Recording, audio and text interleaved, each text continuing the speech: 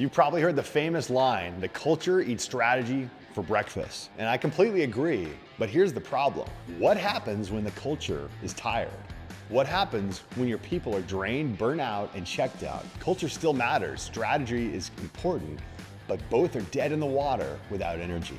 Energy fuels both culture and strategy. If you and your team don't have the energy, you don't have the fuel to activate the culture you want. And the reality is your best strategies, they sit on the shelf because no one has the drive to execute them. See, most leadership teams I work with have incredible ideas, they have great strategy, and their culture reads great on paper, but when I walk into the room, we can feel it in the air.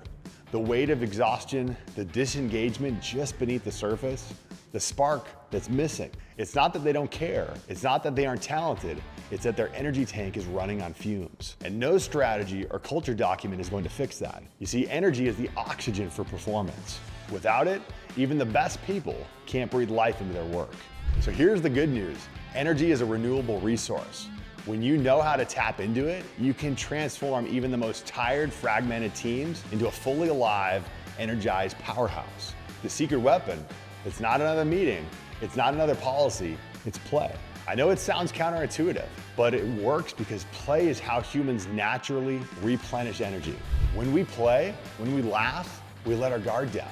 We rebuild trust. We create new neural pathways for creativity and connection. Play isn't a distraction from serious work. Play is the fuel to unlock our best work. That's exactly what we do inside of our Peak Play Performance workshops. We create intentional experiences that restore energy at its source. We help teams shake off the fatigue, rediscover connection, rebuild momentum. And it's not about forced fun or cheesy icebreakers. It's about creating environments where energy flows naturally. And when you do that, your culture comes alive. Your strategy gains traction, and your team starts fighting for each other. Not just fighting, but they have the spark back in their eye. One of my favorite examples is what happens every time we step into an aerosport field. The first few minutes, teams are cautious, guarded.